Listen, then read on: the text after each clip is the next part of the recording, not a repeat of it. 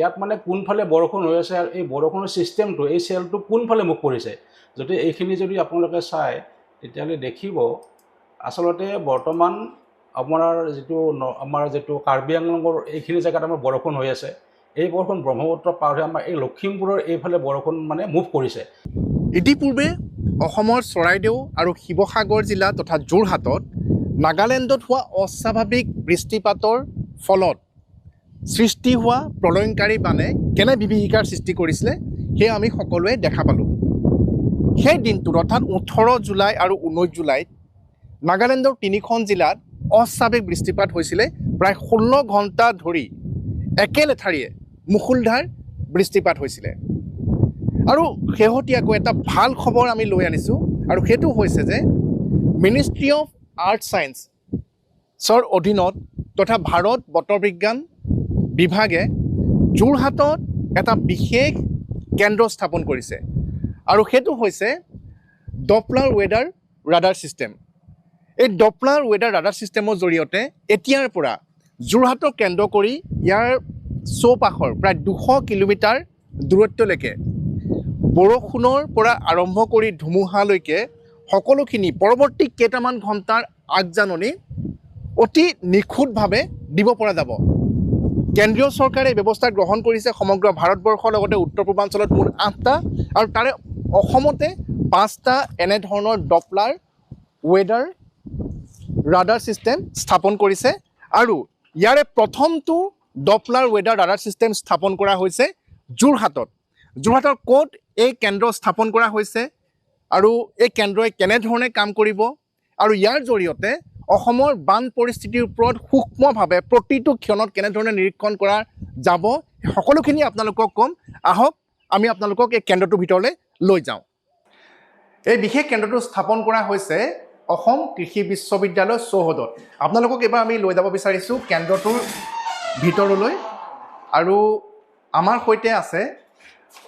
অসম কৃষি বিশ্ববিদ্যালয়ৰ কৃষি বতৰ বিজ্ঞান বিভাগৰ মুৰব্বী অধ্যাপক তথা এই কেন্দ্ৰটোৰ নডেল অফিচাৰ ৰাজীৱ লোচন ডেকা ডাঙৰীয়া। ডেকা ডাঙৰীয়া, আপোনাৰ পৰা জানিব বিচাৰিম আৰু নমস্কাৰ আৰু যে বিশেষকৈ এই কেন্দ্ৰটো আজিৰ তাৰিখত যিহেতু অস্বাভাৱিক যি বতৰ পৰিৱৰ্তন ঘটিছে, জলবায়ু পৰিৱৰ্তন ঘটিছে, নাগালেণ্ডত যি ধৰণৰ বতৰে যি ৰূপ লৈছিলে তাৰ ফলত কি হ'ল আমি সকলোৱে দেখা পাইছোঁ। এতিয়া অলপ ক'ব নেকি এই কেন্দ্ৰটো যিটো আমি দেখা পাইছোঁ X band Doppler weather radar, এই বস্তুটো কি আৰু ইয়াৰ জৰিয়তে অসম উত্তৰ পূৰ্বাঞ্চল কেনেধৰণে উপকৃত হ'ব? হয় গৌতম, আচলতে এইটো এটা এক্স বেণ্ড ৰাডাৰ আৰু এই ৰাডাৰটোৱে কি হয় আমাৰ ডপলাৰ যিটো এফেক্ট আছে এক্স বেণ্ড ৰাডাৰে কি কৰে সাধাৰণতে ই কিছুমান ইলেক্ট্ৰমেগনেটিক ৰেডিয়েশ্যন ইলেক্ট্ৰমেগনেটিক ৱেভ কিছুমান পঠাই দিয়ে আৰু এইটো হৈছে এক্স বেণ্ড। এক্স বেণ্ডৰ কাৰণে কি হৈছে যে ৱেভলেংথটো 2ৰ পৰা 4 চেণ্টিমিটাৰ যদি এটা ৱেভ যায় তেতিয়াহ'লে ই 150 কিলোমিটাৰ 200 কিলোমিটাৰ এটা ৰেডিয়াছ আছে। এই গোটেইটো সি নিৰীক্ষণ কৰি থাকে সঘনাই।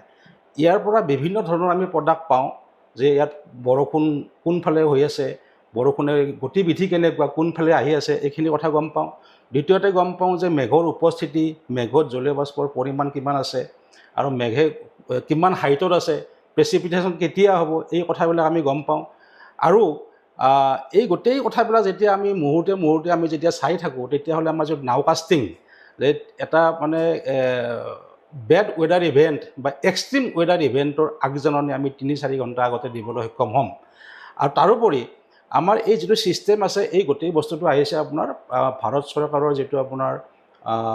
মিছন মৌচম প্ৰজেক্ট, মিছন মৌচমৰ অধীনত উত্তৰ পূৰ্বাঞ্চলত আমি 8টা ৰাডাৰ স্থাপন কৰাৰ পৰিকল্পনা কৰিছে আৰু যোৰহাটত এতিয়া এইটো প্ৰথম কমিশ্যনিং হৈছে, কিন্তু ইয়াৰ যিজন বিজ্ঞানী আছে বিজ্ঞানীজন এতিয়ালৈকে আমাৰ জইন কৰা নাই। তেওঁ আহিলে এইটো আমাৰ একদম সম্পূৰ্ণ কমিশ্যনিং হৈ যাব। ইয়াৰ উপৰিও আমাৰ তেজপুৰত এটা আছে, শিলচৰ এটা আছে, গুৱাহাটীত এটা আছে, এইটো চি বেণ্ড হয়, সেইটো চি বেণ্ড হয়, তাৰ মানে ৱেভলেংথটো অলপ বেছি ডাঙৰ। তাৰপিছত এটা হ'ব গোসাইগাঁও কোকৰাঝাৰৰ কাৰণে। গতিকে এইকেইটা ঠিক তেনেকৈ অৰুণাচলত আছে নামচাইত তেওঁলোকে প্ৰস্তুতি চলাইছে তাত এটা স্থাপন কৰিম বুলি। নাগালেণ্ডৰ এটা ডিমাপুৰ এটা তেওঁলোকে প্ৰস্তুতি চলাইছে। তেনেকৈ আমাৰ উত্তৰ পূৰ্বাঞ্চলত টোটেল আমাৰ 8টা ৰাডাৰ অনতিপলমে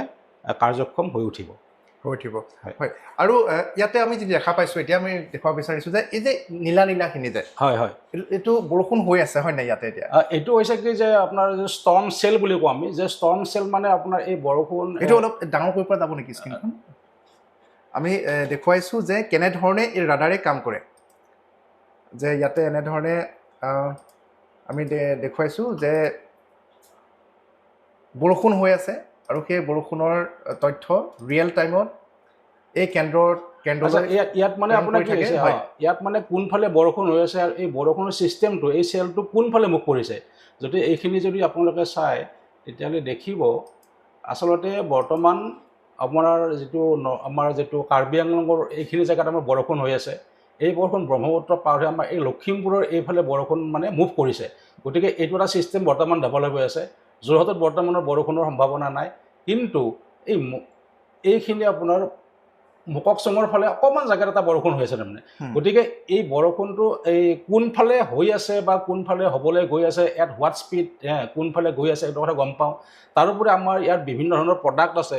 যে আমাৰ এই অঞ্চলটোত যোৱা 5 দিনত কিমান বৰষুণ একুমুলেট হ'ল তাৰমানে গতিকে এই তথ্যবিলাক যদি আমি পাই যাওঁ ইয়াত বৰষুণ যোৱা 5 দিনত যোৱা 4 দিনত কিমান হৈছে তাৰমানে একুমুলেটেড ৰেইনফল ইয়াত কিমান হৈছে তেতিয়াহ'লে এই বস্তুবিলাক আমাক কি কৰিব যে আমাৰ ব্ৰহ্মপুত্ৰ ভেলীত বা আছাম ভেলীত ইয়াৰ ফ্লাড ফৰকাষ্টিঙত এটা গুৰুত্বপূৰ্ণ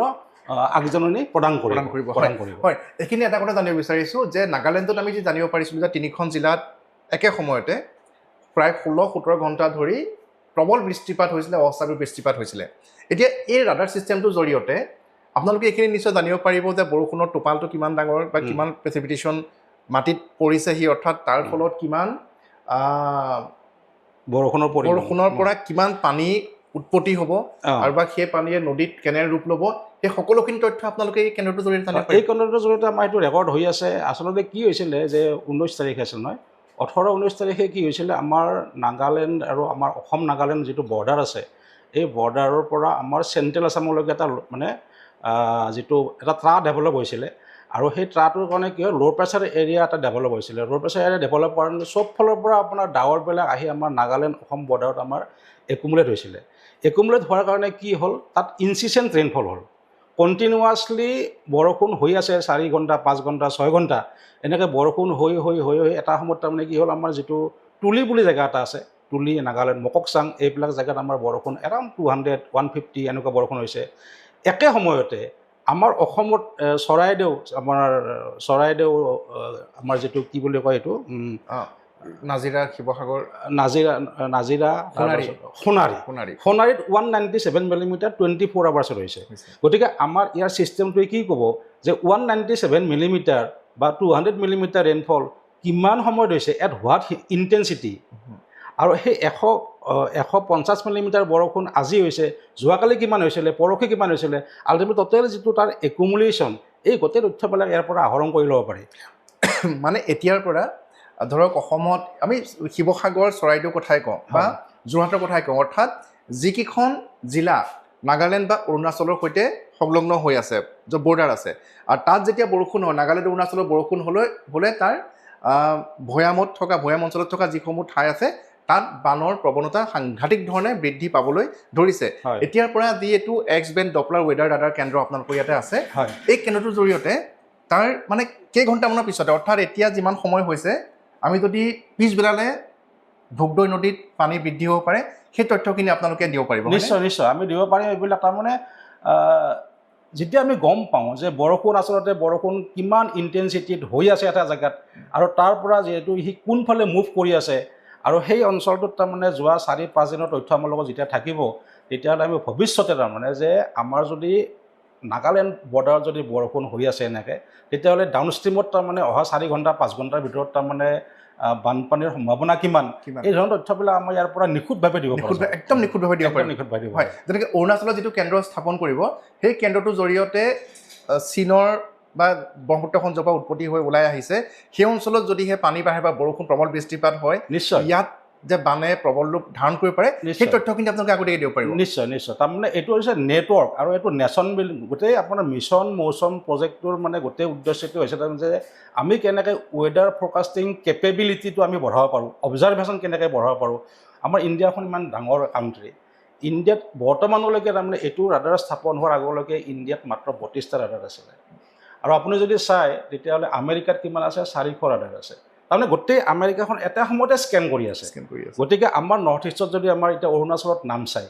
নামচাইত এটা ৰাডাৰ হ'ব যোৰহাটত আছে ডিব্ৰুগড় এটা আছে শিলচৰ ঠিক তেনেকৈ তেজপুৰ গুৱাহাটী আৰু যদি গোসাইগাঁও তাৰমানে কি entire North East is under radar coverage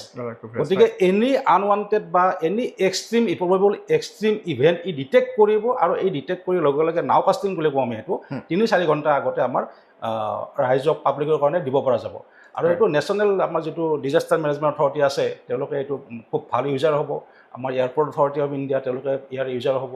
গতিকে এইটো এটা মানে যিটো অসমৰ কাৰণে এটা বস্তু আৰু আছে আমাৰ শিলাবৃষ্টি হয় শিলাবৃষ্টিৰ আগজাননী 4 ঘণ্টা আগতে দিব পাৰিব 4 ঘণ্টা আগতে দিব পাৰিব আৰু শিলাবৃষ্টি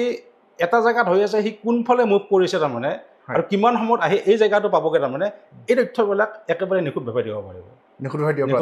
এতিয়া মানে গুৱাহাটীত যে বানপানী কৃত্ৰিম বানে ৰাইজক জ্বলা কলা খুৱাব সেই খবৰটো 2 ঘণ্টা 3 ঘণ্টা আগতে দিব পৰা যাব নিশ্চয় কিন্তু উপায় নাই আপোনাৰ যিটো এইটো ক'বহে বাকী হৈছে আপোনাৰ যিটো প্ৰিপেয়াৰ্ডনেছ হয় কাৰণ কি হয় বানপানী এতিয়া আমাৰ যিটো আপুনি উলিয়াইছে যে নাগালেণ্ডত বানপানী নাগালেণ্ডত বৰষুণ আগতে হৈছিলে এনেকুৱা শিৱসাগৰত এনেকুৱা বৰষুণ হৈছিলে কিন্তু এটা কথা আছে আপোনাৰ যিটো আমাৰ যদি আমি চাওঁ আমাৰ যিটো লেণ্ড আমি সেইখিনি কথা পিছত পাতিম সেইখিনি এটা সুকীয়াকৈ পাতিম এতিয়া মই পুনৰ আপোনাৰ ষ্টেচনটো দেখুৱাই ল'ব বিচাৰিছোঁ যে আমি দেখুৱাইছোঁ যে এটা অতি ভাল খবৰ অসম তথা উত্তৰ পূৰ্বাঞ্চলৰ বাবে দেখুৱাইছোঁ যিটো X band Doppler weather radar প্ৰথমটো কেন্দ্ৰ স্থাপন কৰা হৈছে যোৰহাটত আৰু এতিয়াৰ পৰা পৰৱৰ্তী মই বৰ্তমানে যিটো প্ৰতিবেদন প্ৰস্তুত কৰি আছোঁ ইয়াৰ 1 ঘণ্টা বা 2 ঘণ্টাৰ পিছত যোৰহাটৰ বতৰ কি হ'ব শিৱসাগৰ চৰাইদেউৰ বতৰ কি হ'ব এই কেন্দ্ৰটোৰ জৰিয়তে ৰিয়েল টাইমত ইয়াৰ বিশেষজ্ঞসকলে অৱগত কৰিব পাৰিব সতৰ্ক কৰিব পাৰিব যদিহে নাগালেণ্ডত এই মুহূৰ্তত ইয়াৰ প্ৰায় 4-5 ঘণ্টাৰ পূৰ্বৰ পৰা যদি প্ৰবল বৃষ্টিপাত হৈ আছে আৰু সেই বৃষ্টিপাতৰ ফলত ইয়াৰ কাষতে থকা অসমৰ এই জিলাকেইখনত তাৰ কি প্ৰভাৱ পৰিব সেই সন্দৰ্ভত সকলোখিনি তথ্য আগতীয়াকৈ অৰ্থাৎ 3-4 ঘণ্টাৰ পূৰ্বে জনাব পৰা যাব হয়নে গতিকে এইটোতো অত্যন্ত ভাল খবৰ এইটো ভাল আমাৰ কি হয় আমাৰ উত্তৰ পূৰ্বাঞ্চলৰ যিটো টপোগ্ৰাফি এই টপোগ্ৰাফিটো অলপ ইউনিক হয় আমাৰ যদি অসমখন চাওঁ গোটেই এইটো মানে এইফালে আছে অৰুণাচল এইফালে আছে নাগালেণ্ড আল্টিমেটলি আমি এটা এনেকৈ চকুত সোমাই আছোঁ এইটো ইনভাৰ্টেড এটা যিটো হয় গতিকে এই জেগাবিলাক অত্যন্ত মানে আপোনাৰ সংবেদনশীল ইয়াত যদি কিবা এটা এক্সট্ৰিম ৱেডাৰ ইভেণ্ট হয় ইয়াত যদি এক্সট্ৰিম ৱেডাৰ ইভেণ্ট হয় তাৰ পিছতে তাৰমানে এফেক্টেড এৰিয়াটো হৈছে আমাৰ অসম ভেলী গতিকে এই তথ্যবিলাক সঠিকভাৱে দিব পৰা যাব আমাৰ নামচাইত থাকিব ডিব্ৰুগড়ত থাকিব যোৰহাটত আছে ঠিক আছে তেজপুৰত থাকিব গতিকে এই গোটেই উত্তৰ পূৰ্বাঞ্চল আমি তাৰমানে স্কেন কৰি থাকিম ইয়াত যদি কিবা এটা হৈছে তাৰ ইম্পেক্টটো আমাৰ অসম ভেলীত কি পৰিব তাত কি হ'ব লেণ্ডশ্লাইড কেনেকুৱা হ'ব বিভিন্ন ধৰণৰ প্ৰডাক্ট আমি ডেভেলপ কৰিব পাৰিম হয় অৰ্থাৎ কোনো এটা পৰিয়াল যদিহে অৰুণাচলত ফুৰিবলৈ গৈছে বা নাগালেণ্ডত ফুৰিবলৈ গৈছে যে ৱেডাৰ কণ্ডিশ্যন অতি এক্সট্ৰিম হ'বলৈ গৈ আছে তেনেহ'লে আগলি বতৰা তাৎক্ষণিকভাৱে দিব যে লেণ্ডশ্লাইডৰ সম্ভাৱনা আছে ভূমিস্খলনৰ সম্ভাৱনা আছে পথ বন্ধ হৈ যাব পাৰে বহুত বতৰ বেয়া হ'ব পাৰে এই সকলোখিনি তথ্য যেনেধৰণে বিদেশৰ বিভিন্ন ঠাইৰ কথা আমেৰিকাৰ কথা যেনেকৈ আমি চৰ্চা কৰোঁ এতিয়াৰ পৰা অসমতো তেনেধৰণে বতৰৰ আগলি বতৰা অৰ্থাৎ পৰৱৰ্তী 3-4 ঘণ্টাত বতৰে কি ৰূপ ল'ব তেনেধৰণৰ আগলি বতৰা এতিয়াৰ পৰা দিব পৰা যাব আৰু ইয়াৰ জৰিয়তে বানপানীৰ সম্ভাৱনাৰ পৰা আৰম্ভ কৰি প্ৰাকৃতিক দুৰ্যোগৰ সম্ভাৱনা প্ৰকাশ কৰাৰ ক্ষেত্ৰত এই কেন্দ্ৰসমূহে এক বিশেষ ভূমিকা গ্ৰহণ কৰিব গতিকে প্ৰাকৃতিক দুৰ্যোগ বানপানী ইত্যাদিৰ ক্ষেত্ৰত এতিয়াৰে পৰা অসমত স্থাপন কৰা এই কেন্দ্ৰসমূহৰ জৰিয়তে বহু লোক উপকৃত হ'ব সেয়া নিশ্চিত যোৰহাটৰ পৰা Gautam Bora news 18 Assam north east আপুনি বিচৰা বাতৰি পাব কেৱল নিউজ 18 এপত নিউজ 18 এপ ডাউনলোড কৰিবলৈ স্কেন কৰক এই QR কোড গুগল প্লে ষ্টৰতো পাব এই নিউজ 18 এপ